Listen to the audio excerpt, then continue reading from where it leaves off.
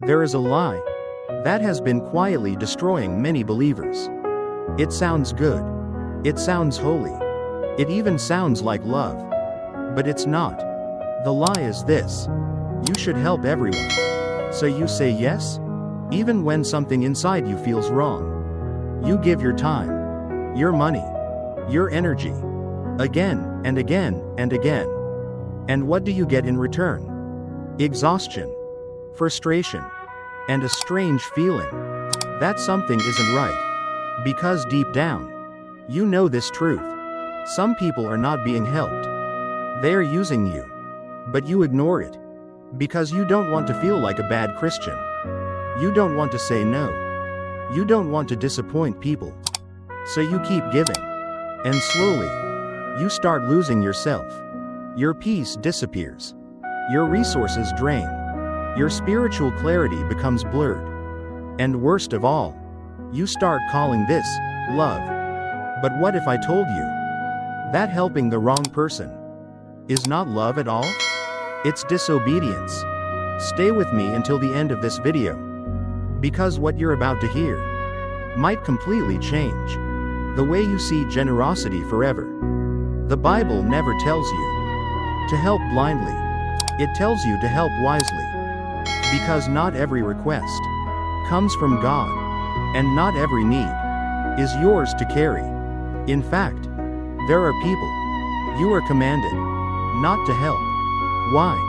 Because helping them doesn't save them. It enables them. It strengthens their dysfunction. It feeds their rebellion. It delays their repentance. And without realizing it, you become part of the problem. This is where many believers get trapped. They confuse compassion with permission.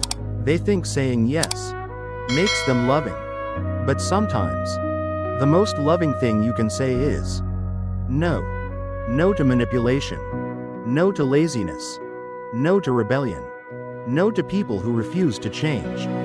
Because every time you say yes, when God is saying no, you step out of alignment. And when you step out of alignment, you lose power. You lose clarity. You lose peace. Listen carefully. Your calling is not to rescue everyone. Your calling is to obey God. And obedience requires discernment. It requires courage. And sometimes, it requires you to walk away from people you care about. Not because you hate them, but because you refuse to participate in their destruction. This is not about being cold. This is about being spiritually awake. You must learn to ask, is this help? Or is this harm in disguise? Because what feels like kindness in the moment can become destruction in the long run. And here's the truth most people avoid. If you keep helping the wrong people, you will never step fully into what God has for you. Your energy will be drained on assignments that were never yours. So here's the question: who are you helping right now that God never asked you to help? Who keeps taking from you without ever changing? Who keeps pulling you backward while you're trying to move forward? If this is speaking directly to you, don't ignore it. This might be the moment you finally break the cycle. The moment you choose obedience over guilt. The moment you choose wisdom over emotion. And the moment you finally understand that saying no can be an act of faith.